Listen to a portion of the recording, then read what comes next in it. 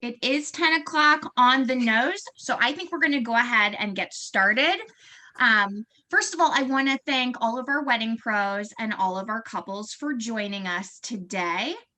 This is the first Wedding Pro Roundtable being hosted by The Perfect Wedding Guide. My name is Dory Abel. I am the marketing director for the Kansas City territory. So it's an honor to get to be with all of you this morning, and I'm looking forward to getting to knowing each and every one of you and your businesses better. So the way that today's roundtable is going to work, we have 7 pros with us on the call today. Each wedding pro has brought 2 topics. And so each topic we're going to allow 3 minutes for discussion. And then at the end of, once we've gotten through all 14 topics, then we're going to open up the floor for questions from couples to the wedding pros. Those questions can be posted in the comment section at any time, and then I'll be going back through and reading them individually. So I would like to introduce the pros that we have with us today. So first, our wedding venue pro, I would like to welcome Kelsie Kleinmeyer with the Brim. Good morning, Kelsie. Good morning. Next, we have Corey Peterson with Communication and Connection Therapy. He is our PreMarital wedding pro. Hello, Corey. Next, we have Chris Carroll. He is with Chris C Productions. He is our videographer professional. Chris, thank you for joining us this morning. Next up, we have Elizabeth Golden with eGolden Photography. She is our photography professional. Good morning, Elizabeth. Next up, we have Michelle Kaiser with Town Square Event Design. She's our design professional. Good morning, Michelle. She is in the waiting room. Here we go. So she is joining us now. Sorry about that. Michelle, I just introduced you right before I let you in, so I apologize. But thank you for joining us this morning. Then one of my personal friends who I've had an honor of knowing for a couple of years now, I'd like to welcome Mike King with Mike King Music and Events. He is our DJ professional for today. Good morning, Mike. Hello. How are you? I'm doing well. How are you guys doing today? Good, thank you. All right. And then last but not least, we have Paul and Brooke Size, like shoe size. Size, awesome. And they are with a couple duets, which is our live music professional for today. Good morning. Hello. Good morning.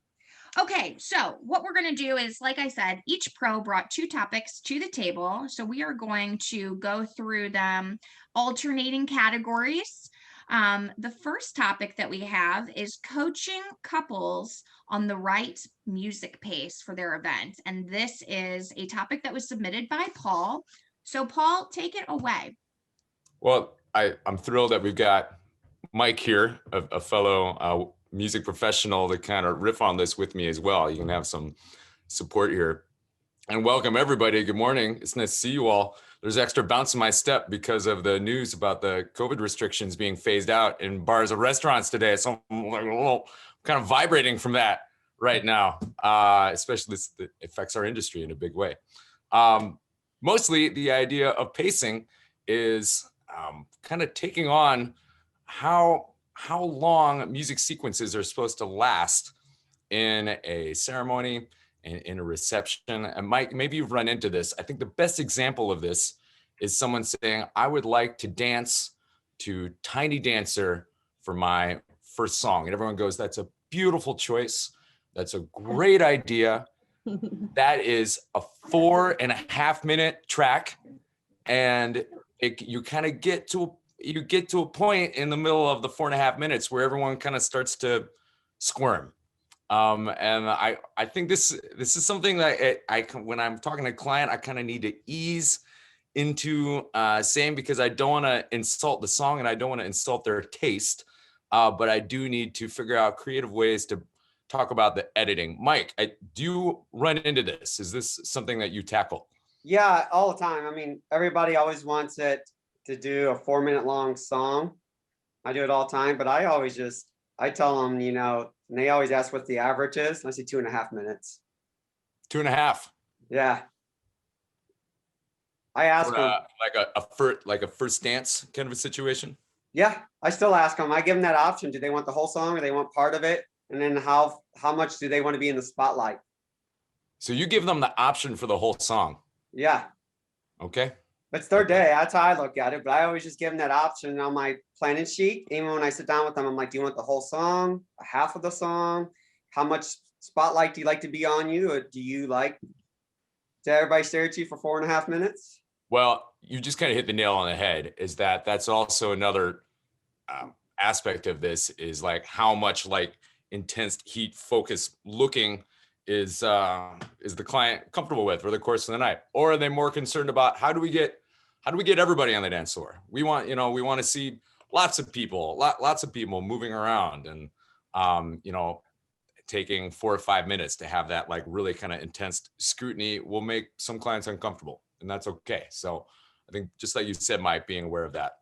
Now I've shot with Mike quite a bit, and I've also noticed that sometimes even if he allows them to do a longer song, because he's going to allow them to do whatever, they'll have a signal that if they need to fade out and go on, like if they've decided during the song it's too long. Mike, where are some good? Is this a good one? Is this like this? Usually I just tell them to turn around, like, because they're going to turn around eventually, and then just mumble, I'm done, or just. Okay. Hey guys, they go quickly. This is our 1-minute warning. Well, now I'm really curious to get some creative signals to the DJ and the musicians wrap up the song. Maybe this? Yeah, there you go. Fist pump. Great. Dory, do you have anything to add to that? Do you concur with Mike and I? I do concur. I own an entertainment agency in St. Louis as well. So this is something that we deal with all the time, especially when we're talking about songs like Simple Man, that's like a 6 to 7 minute long song. Yeah. So we offer the option to do custom editing where we can maybe cut out one of the verses.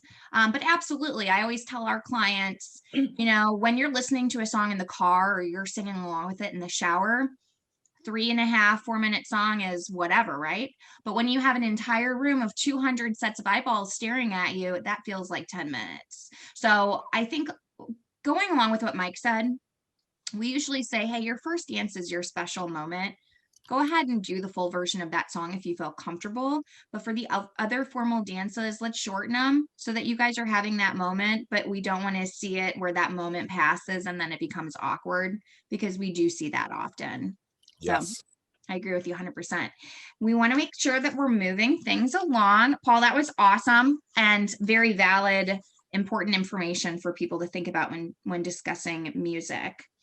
The next topic that we are going to discuss is tips to make your wedding ceremony and reception run flawlessly. So this is going to be based on time management as well. This topic was brought to us by Kelsie Kleinmeyer with the Brim. So Kelsie, take it away. Yeah. Hey, everybody. So, a lot of people typically plan one wedding, but those of us in the industry see weddings day after day, week after week. And so we've kind of seen it all. We've seen it go really, really well, and we've seen it maybe be a little bit more difficult sometimes. So a couple of things, do utilize your vendors, understanding that we are pros at this. We do this all the time and we want your day to succeed. So really tap into your vendors. Obviously choose wisely on the front end, because that kind of sets the trajectory for how the wedding will actually go.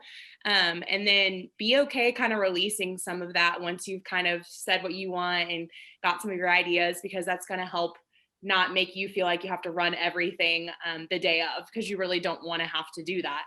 And that being said, as a venue, something that we also offer at the Brim, and we encourage, if people can afford it, especially, is to consider things like day of coordination, to kind of manage all of the little details in between. Especially in our scenario, we have up to 3 weddings in a day.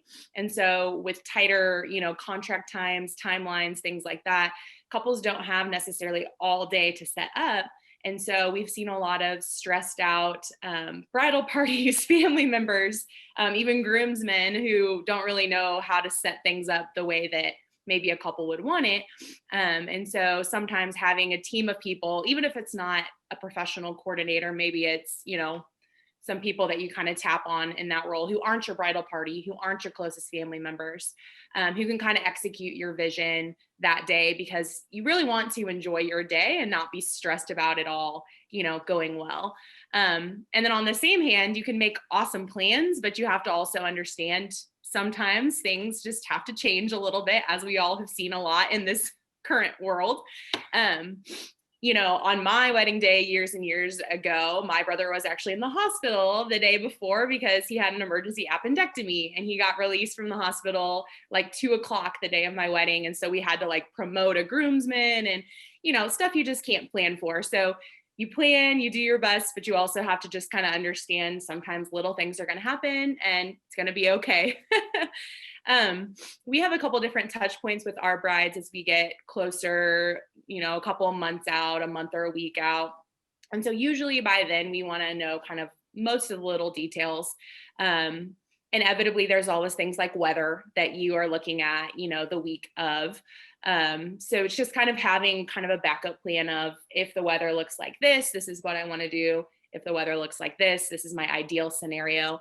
And just kind of knowing that, most venues are going to have some sort of indoor option, but if you're utilizing an outdoor space, definitely kind of being flexible with that a little bit. And then, timelines, timing as much as you can is going to be helpful. Working together with, especially like your photographer, videographer, DJ, to have an idea of what time will the lighting be best, for photos, and when should your ceremony be happening, depending on the time of year and when the sun is going to set, and all those types of things that we sometimes see couples not really anticipating.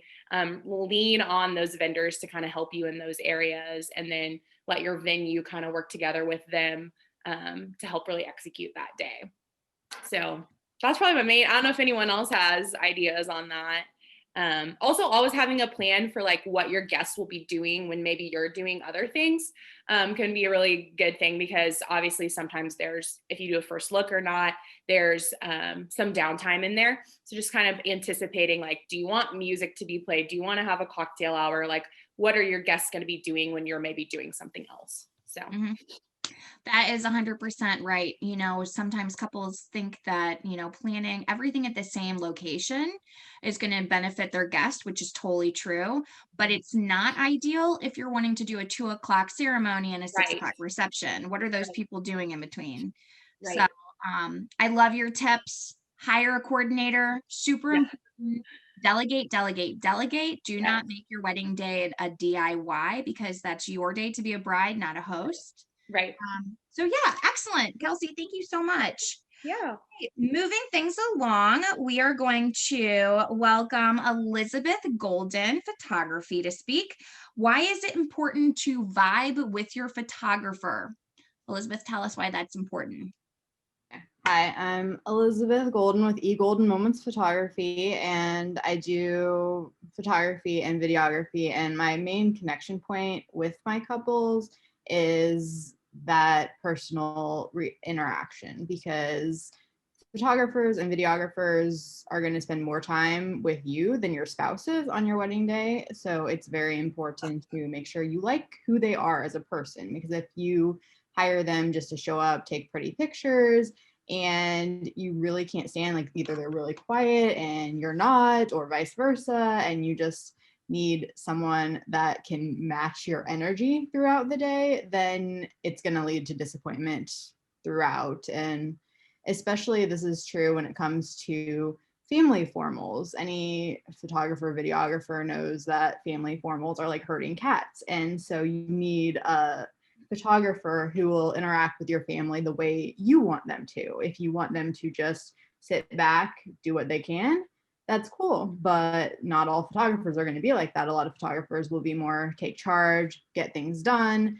And so you just need to understand their personality type and what personality types you react to the best in order to make sure that the entire day flows smoothly. Mhm. Yep. Let's toss it over to Chris. So as our videographer pro, you know, you're working one-on-one with these couples and their families and wedding party. What are some things that you would like to add to that? Well, on my topic that I was going to speak on, it's pretty much piggybacking that. But I think it is, like she said, it's very important that you vibe with the person. A normal wedding day for me is in between 10 and 14 hours. And like she said, if you're spending 10 to 14 hours with somebody, you're going to want to make sure that you get along with that person and that their personality fits into what's going on in that day. If you want a photographer that is going to be totally hands off, stay to themselves, take pictures like they're not even there and not be part of the group, then that's something that needs to be brought up. If you want somebody that's going to be directing and controlling the day, that's a different type of videographer, photographer. And so asking those questions up front and getting to know them helps out, because you don't want to show up the day of and be a photographer or videographer that's like, okay, here's what we're going to do. And here, let me help you. And they may be a couple that doesn't want help. They may be a couple that's like, we want you to be totally hands off, just catching moments and things of that nature. So it very much depends. And I think that also helps the day of go smoother, is if it's somebody you vibe with, you know, from before that day of showing up. Because if you show up that day and they're opposite of what expected, it can make for a rough day.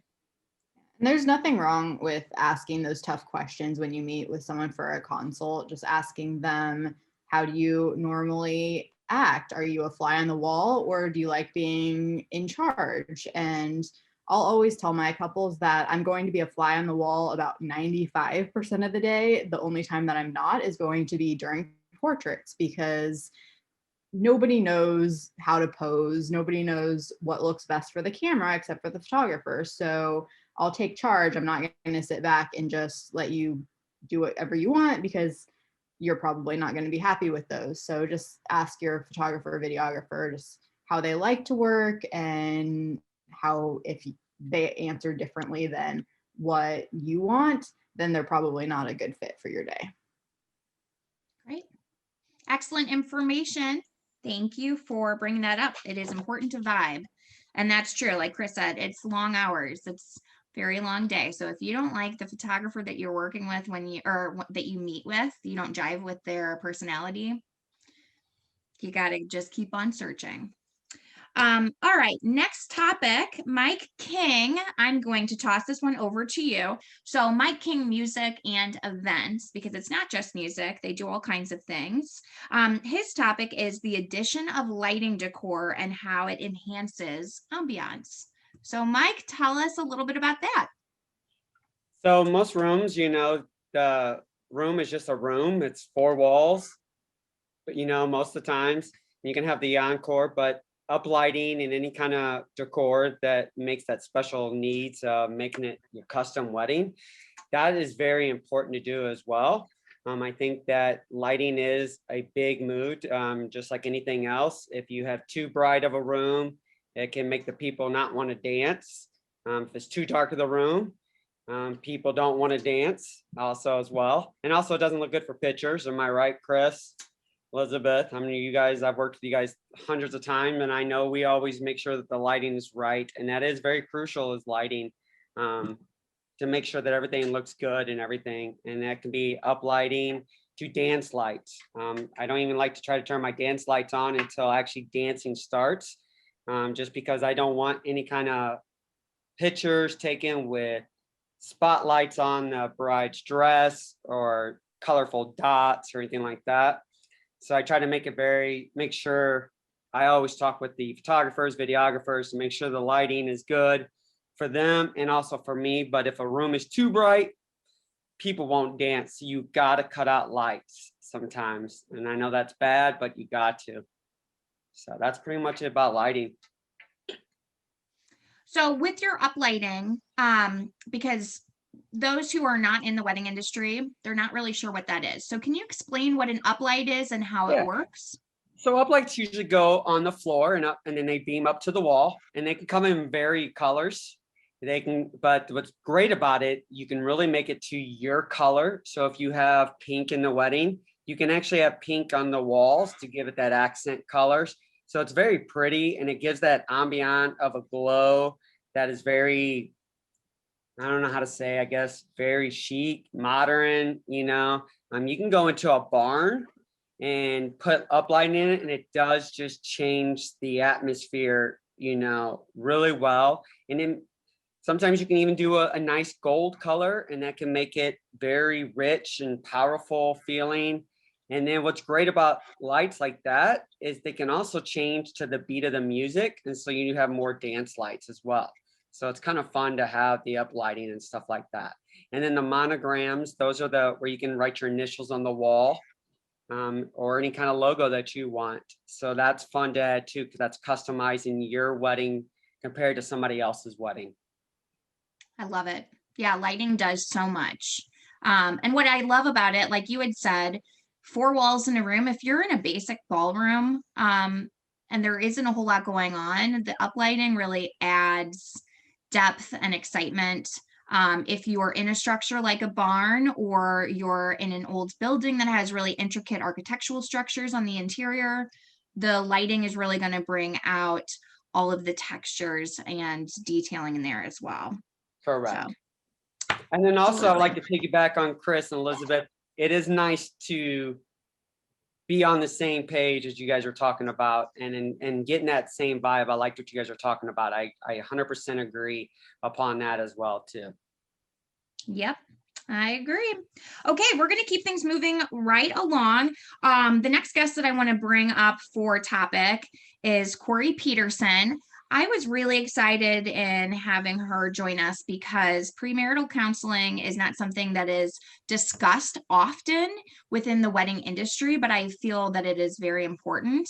And so the topic that she's bringing to the table today is 3 reasons why premarital counseling is key to a successful marriage. Corey? Hi, thank you. I mean, I feel like I could simply answer that question by saying money, sex, and in-laws, but I can get a little more into here. I love it.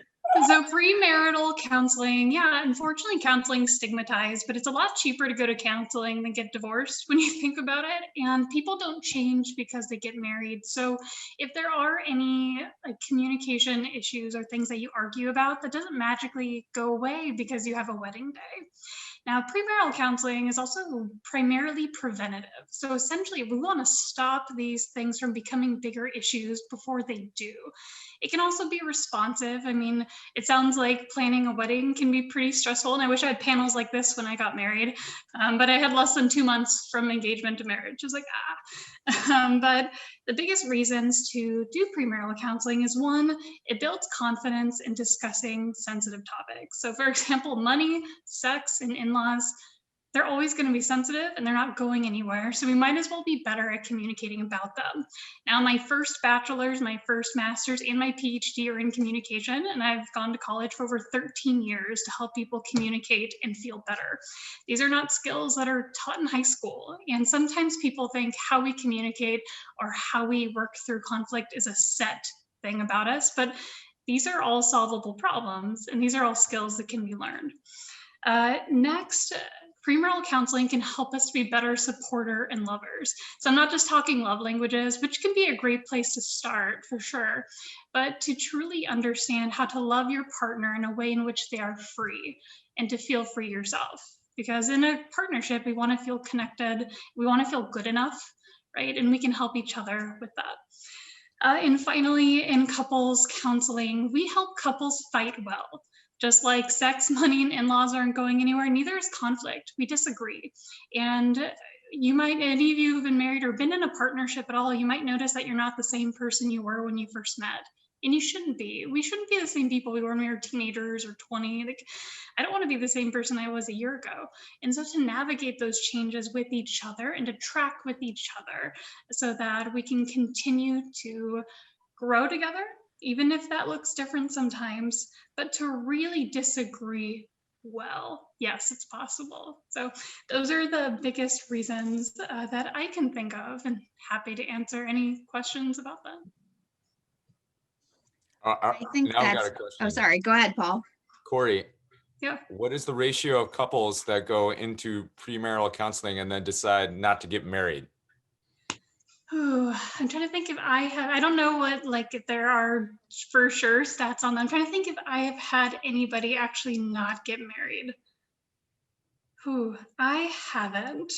In my practice, we have 2 other couples therapists. I primarily do high conflict couples therapy. So the people who are throwing rings at each other in my office, like the big loud fighting, and divorce therapy. I did premarital a lot, like 2, 3, 4 years ago. It's like really, really fun. We even do something called Prepare Enrich. So if you are someone who loves like statistics and graphs, you essentially go and take these 200 question quizzes. Your therapist gets the answers and you get to go through what are your strengths, like what are the things you can work on, and you get like all these really fun charts. If you like to learn about your personality and your partner's personality, that's another option. But in my experience, I don't believe anyone I have worked with actually didn't get married. I had one very close call, but then they kind of had that light bulb moment and were able to work through it, but it was pretty close. What kind of timeline are you thinking is good for them to start scheduling? Like, do you have 5 sessions, 10 sessions? Should they look a year out, 6 months out? Good question. Anytime. Really, on average, so premarital therapy tends to be shorter term than therapy that is responsive to stressors that have already built up. I'd say on average, probably 8 sessions, 8 to 12 if you're doing something like Prepare Enrich. But a lot of couples choose to continue to do maintenance sessions, and sometimes we'll get newlywed clients. Like they got through all the stress, they're now settling into their married life, and they're learning that the statistics of the first year of marriage being the hardest are true. But it's never too late to start therapy. I mean, it's never too early to start therapy, but it can be too late. I love that. I think that's extremely important. Just because who doesn't want to have a happy, healthy, and successful marriage, right? Yeah, and you get to learn so much about like, that's the most fun. You like learn all these things you didn't know before. Well, we're going to keep the conversation moving along. And the next guest speaker we're going to bring up is Michelle Kaiser with the Town Square Events Decor. Is it Events Design and Planning? Yep. Michelle is going to talk to us about making big dreams come true on any budget. And I think this is a topic that most couples are putting top priority on, especially in today's world. So Michelle, take it away. Well, in what I do, we are a full service event design team that happens to have a venue as well. But sitting down with the couple in the beginning and talking through everything and anything that could be involved in their wedding is so very important, because you have to give a little bit of education what things actually cost. Because I mean, even to the food, even, flowers, things, well, that shouldn't cost that much. And so there's some education that definitely takes place when we sit down with each of our couples in early stages to find out what's important to them. I think, when you are building that dream, that big day, that dream wedding, you have to find out what's important to them, because flowers may not be important.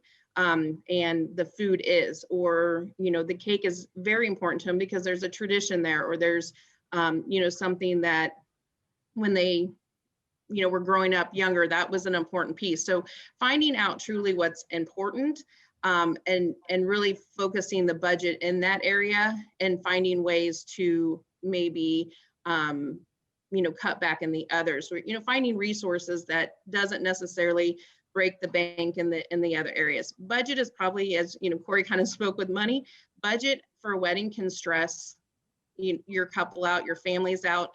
Having that talk early on and really deciding what's most important. And there's so many companies, like myself and others in our area that rent items. I mean, still people are in that belief that they have to go out and buy everything. I look at my couples from day one and say, do not buy a thing until you talk to me. I guarantee I have it, so don't buy it, rent it. You have that option to rent it. And there's also just, we have to buy this, or we have to bring this in. Texture, fabric, draping, those go a long way, and they can be cost effective. So when it comes to building that dream wedding, finding out what's most important And there's so many tricks of the trade to make it work and truly be that wow factor that's important to them. Nothing makes me happier than watching guests walk into the space and go, this is so them, this is so their style. And then I think that's what's most important, again, is just starting from the beginning and finding out what's most important, what do you want to have the wow factor, and what really could you maybe, do without. So building that budget and building that dream wedding comes, it's from the start. I want to touch on that too. So I love that you said rent or talk to your wedding pros before you buy things. I feel like 9 times out of 10, when couples feel like they're going to create a $50,000 wedding on a $5,000 budget, they end up spending more money DIYing their wedding. Correct. Because they don't know where they can save or where they can cut costs. Because a wedding is not something that they do every day. So yes, if you're working with a budget and you want to have a very extravagant or customized wedding experience, talk to your pros, because they will guide you in knowing how to spend that. So again, I mean, I think someone else touched on it. We do this every day. We do know the tricks of the trade, and it isn't, for me, my husband says, you could charge so much more. I'm like, I get that, but I'm truly here to help my clients have a stress-free experience, because I don't want them to stress out. I want them to enjoy the day. I share this story every time I do have a couple. I'm the oldest of 3 daughters. There was 4 weddings between the 3 of us, and an hour before one of our weddings, my mom was like, I still have to shower. I still have to do, the DIY. You can do it, but there's so much stress involved, and I hope that what I do and what others in the industry do is valued to really truly make the day the dream that they want, because we do it every day, and the tricks of the trade do go a long way. And I have a basement full of items because I just want to take away that stress, because I know what it looks like personally, and I stay in this industry and do what I do because you just want to take it away. You want to help them enjoy the day from start to finish. I love that. We have our next topic for Chris. Chris, you still with us? We'll pause on that. Okay, there we go. Excellent. So we did kind of talk about this, but we're going to kind of come at it from a different angle.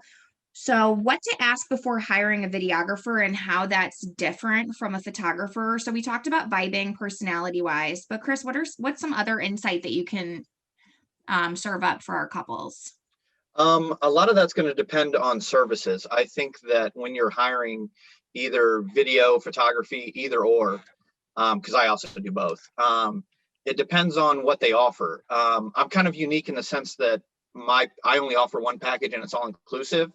Whereas there's a lot of people that do a 6, an 8, a 10, and try to piece together everything. If they're going to add drone footage, if they're going to go to multiple locations, if they're going to follow the photographer around, if travel's included, things of that nature. And I built my package because when I got into it, it was about travel. So it was about Hawaii weddings, Jamaica weddings, Mexico weddings, and they weren't really wanting to hire a videographer, photographer, part hours, try to figure out what you're filming, how long is your highlight video going to be, things of that nature. So I just created an all-inclusive package that kind of fit everything. So some questions to ask are, what time are they going to start? How many hours are they going to be there? Can they be there extra hours if they are an hourly person? Because like if you're a 6, 8, or a 10 hour, you're still going to have to choose what part of the day they're there.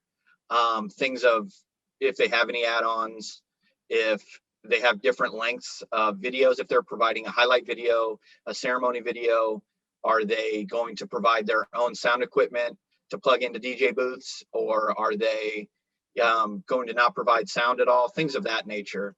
And also if they know the other vendors. I think you should always ask whoever you're talking to if they know somebody, and if they've worked with them before. I know that I've worked with Mike, 50 to 100 times over the last 3 or 4 years.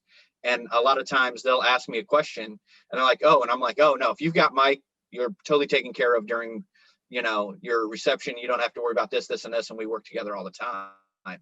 And that makes things easier if they know up front, no, he knows the system. They know what's going on. And those questions are already answered.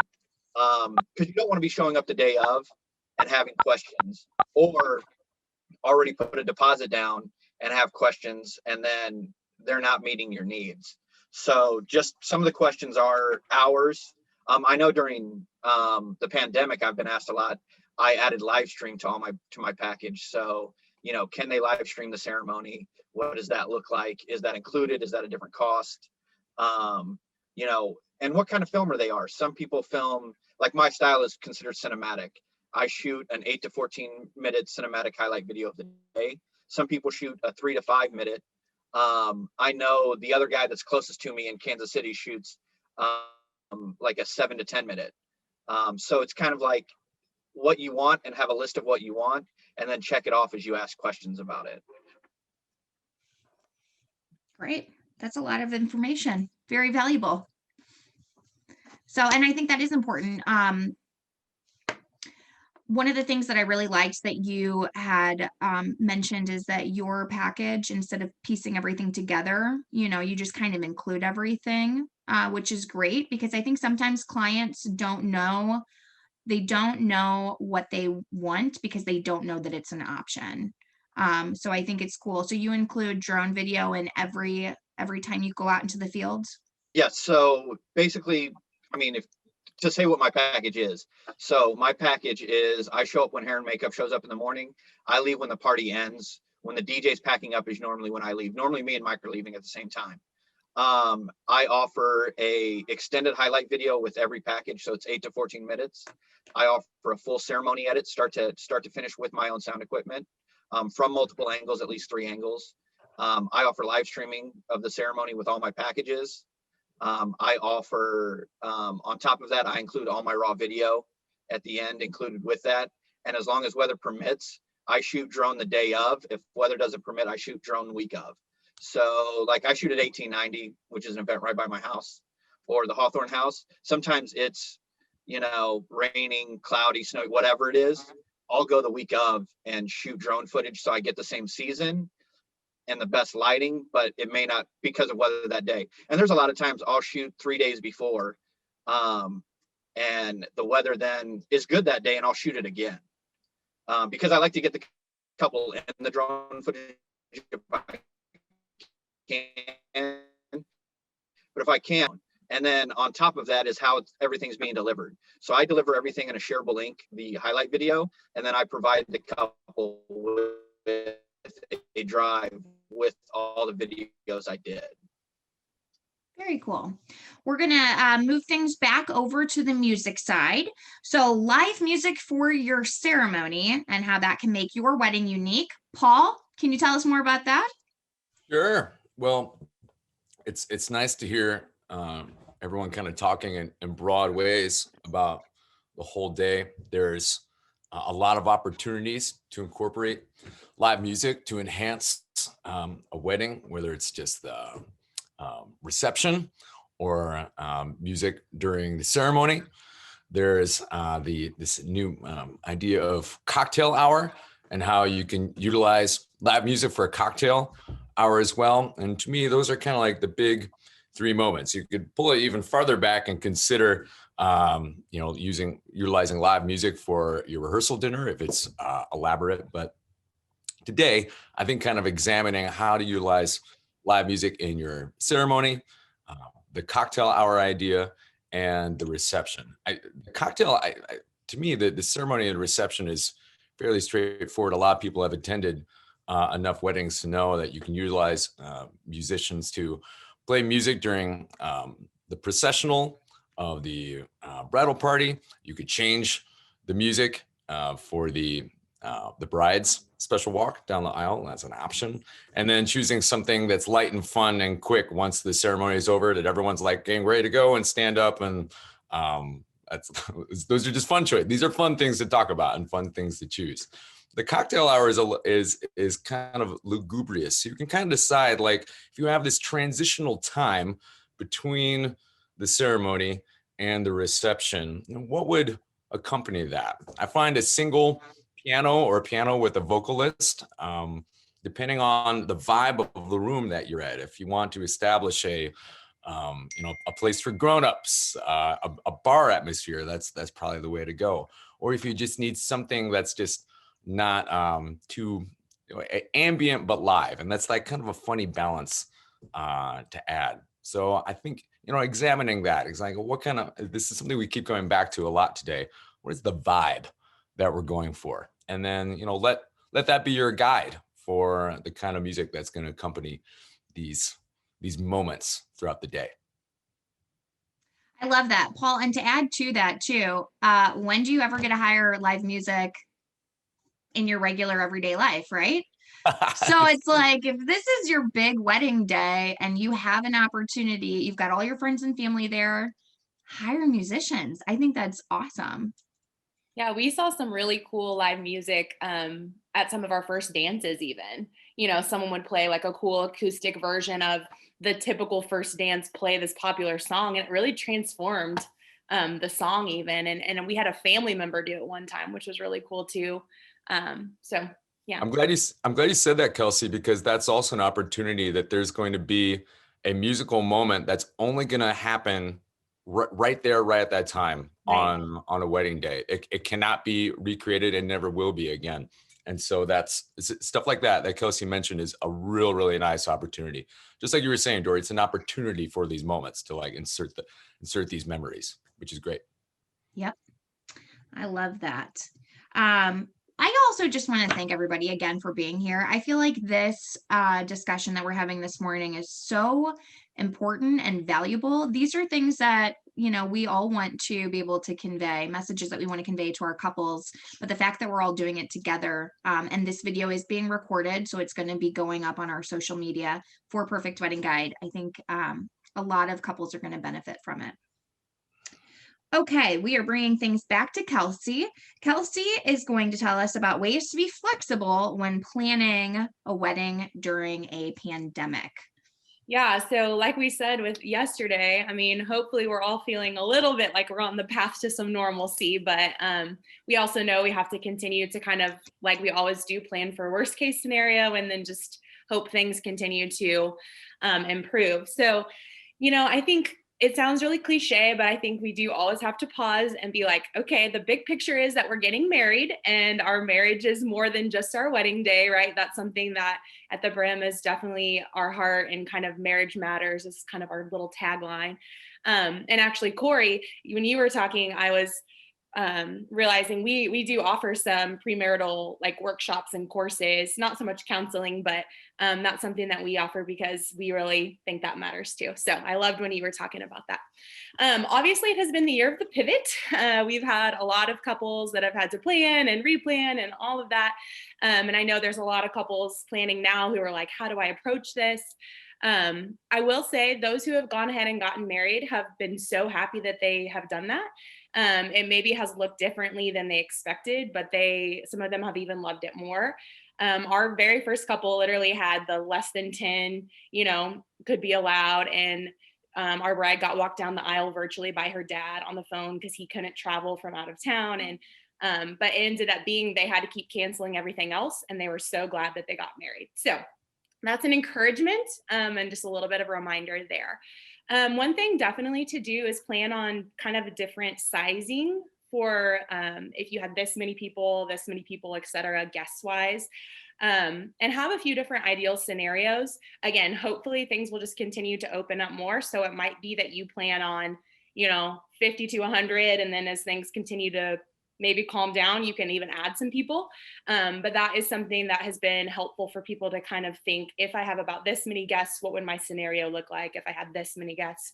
And knowing some people are not going to maybe be able to travel to your wedding. So your guest count might look a little different depending upon if you have a lot of people in town or people from far away. So just kind of keeping in mind that even though you might be allowed legally to have more guests, you still may not have a ton because there just may be people who aren't comfortable. And that's, of course, something we all understand.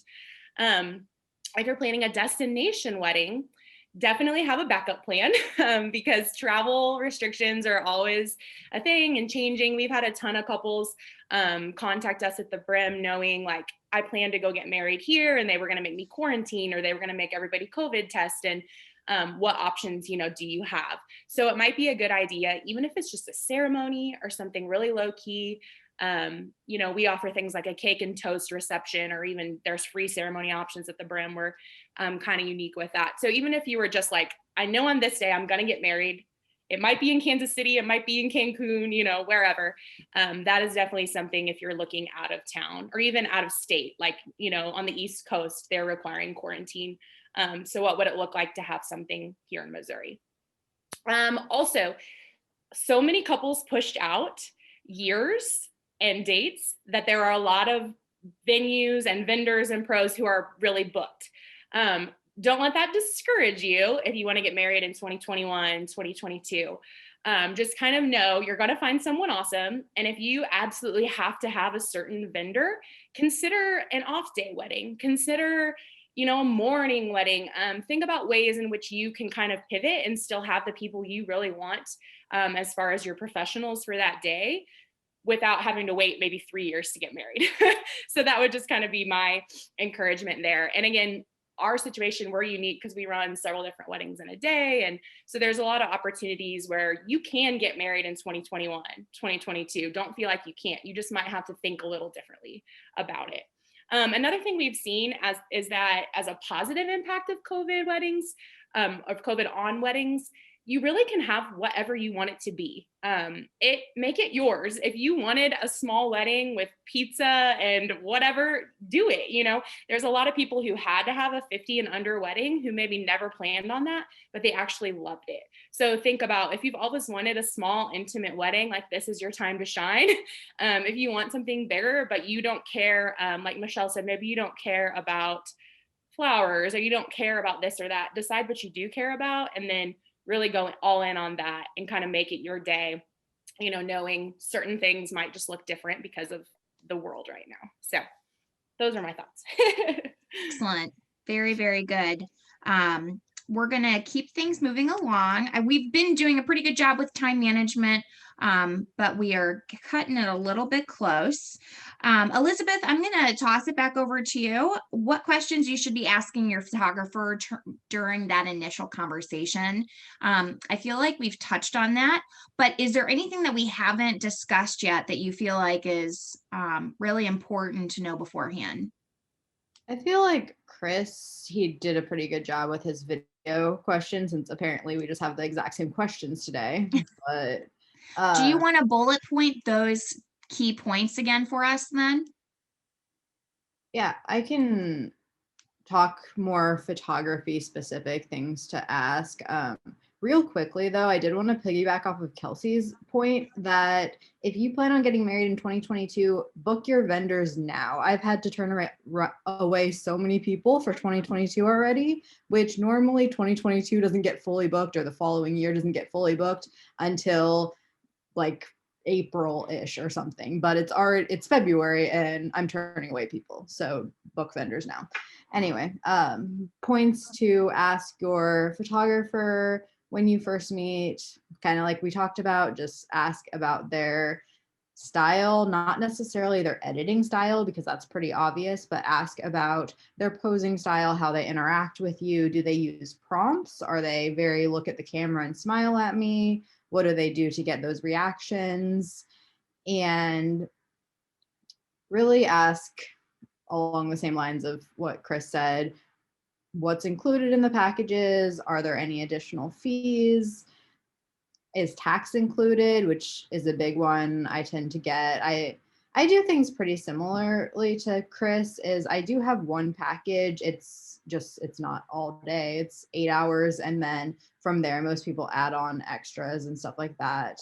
And whenever you're looking at photography and videography combos, like both Chris and I do, it's important to ask the person what their priority is, kind of. Like, I'm a photographer first who offers video because a lot of my couples wanted something smaller. They don't want the full shebang. Like Chris, he does way more than I do. I offer a 4 to 6 minute highlight video, which is good for most of my couples. If you want the whole shebang, everything covered, it's probably better to go with someone who video is their priority. And I tell my couples that all the time. If they want a full documentary edit, I might not be the right person for them. If they just want something to enhance their photography experience, it's great. So just figure out where their priorities are and if they can really deliver on exactly what you're looking for. Great. Mike King, I am going to hand it over to you, sir, and you are going to talk about something that I feel like is so important, and that is that price tag isn't always everything. That's correct. So tell me more about that, because I think that is, couples, they don't know much about weddings, but they do know about money, right? They know how much or how little they think they want to spend. So a lot of times they're comparing wedding pros based on price tag. So why should they not always just be looking at price? Yeah, just like anything else. I mean, price doesn't mean everything. You have the lower price, and that doesn't mean that they're going to be good. Does also mean it's going to be bad, but you do get what you pay for. And then there's people out there who are in the higher end of every aspect. Doesn't make them the best, that doesn't make them more experienced or anything like that. So just because they have a higher price tag doesn't mean they're the best, doesn't mean they're the worst, vice versa. So you have to do your research. You're going to have to check out the reviews. You're definitely going to have to check out, word of mouth, other vendors, stuff like that. And that goes on everything, not just venues, DJs, photographers. It's everybody is in that ballpark. So you definitely have to check out what they're going to bring to the table, not just the price tag itself. Money is awesome, but this is your wedding. And like how I like to tell everybody that this is the most expensive day of your life and you only get it once. So don't let the budget of something to think, oh, it's affordable, I can afford that. It's really cheap. I'm saving a couple of $100. That's going to cost you somewhere down the line, somewhere else. And then these are memories that you can't get back. So just because it has a lower price tag or a higher price tag, just do your research. I get this all the time as I meet, brides and grooms who say, oh, my friend is a club DJ. A club DJ is not a wedding DJ. They're two totally different ballparks.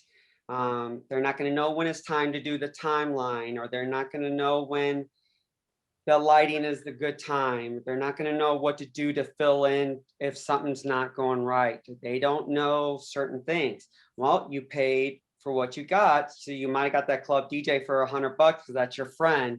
Well, there's where the problem is. So just do your research, read the reviews on every vendor.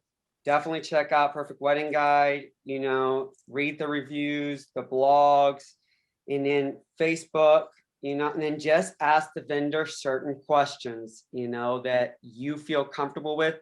And then also meet them if you can, face to face. I mean, a true character will always come out in somebody's face, when you meet them, sit down face to face. So just do your homework instead of worrying about the price. Thank you, Mike. Corey Peterson, bringing it back to you, Beb. 3 tips for keeping the peace during quarantine or during a pandemic. So we're spending a lot more quality time with our loved ones, right? So what are those 3 tips that we can learn about to keep that peace going? Great question. So I'll try to be brief. The first one is to take alone time. Wanting alone time for yourself does not mean that you don't love your partner and love spending time with them, but especially for the couples who are living together and working from home together. I hear a lot of like, my partner isn't asking me questions anymore. They don't seem interested in how my day's going. And my response is, well, they already know. So couples are finding themselves talking less, even though they're spending more time together, because they don't have the stuff that they would normally be asking about their days, about what's been going on. And so taking purposeful time apart for yourself to re-energize, recharge, even the most extroverted person needs some alone time sometimes. Second is to keep dating through the pandemic. And so each person understandably has a different comfort level of being in public if we think about a traditional date.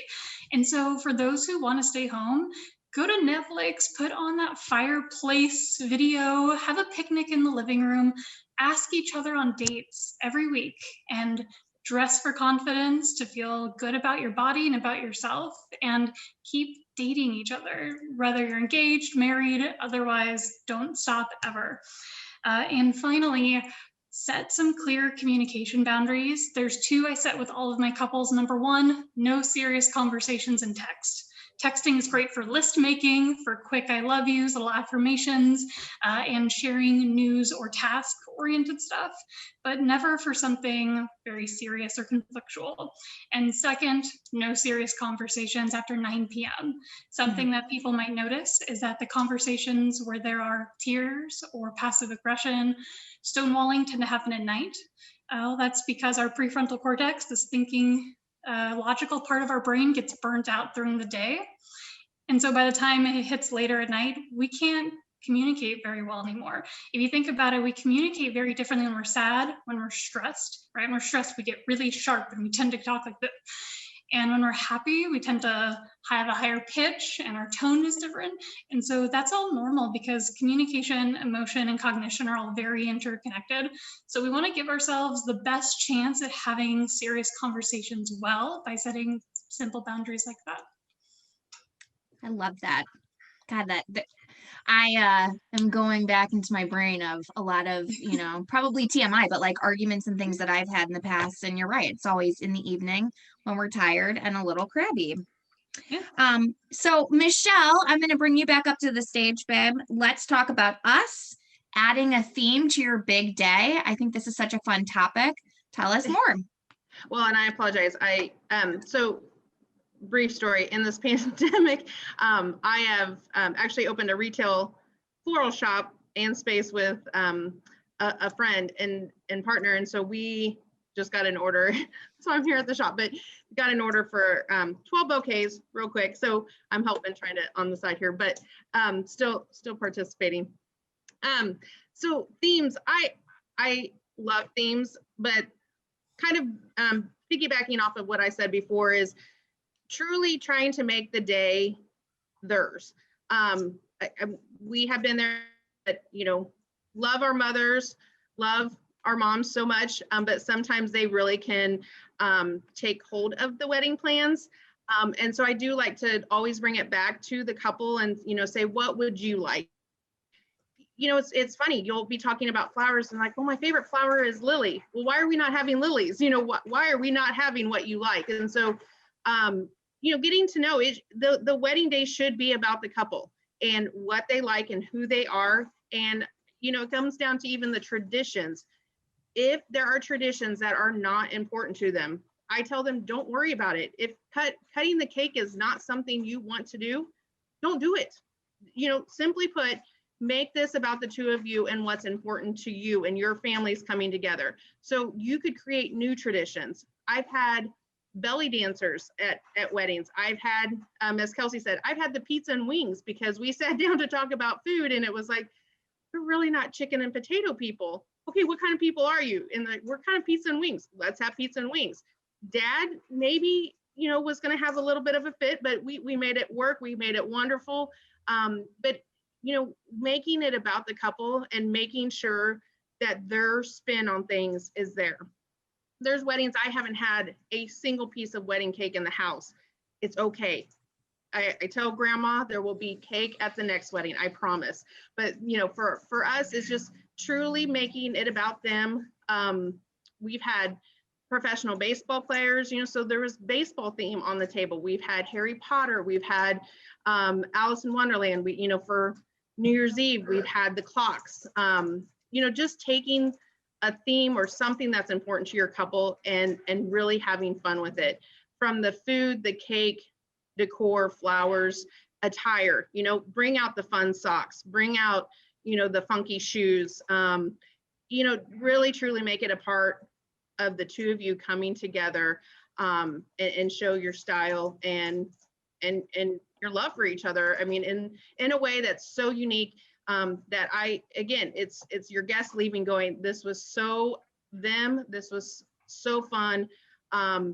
They didn't go to just another wedding, and that's so important to put your spin on it. So when I said let's talk about us, that's the first thing. Ask the couple, who are you and what do you want this to look like? Don't have chicken and potatoes if you don't like chicken and potatoes. So we've been doing some fun like stations, having couples that maybe met and they've come from different parts of the country, bringing some of that that different cultural food.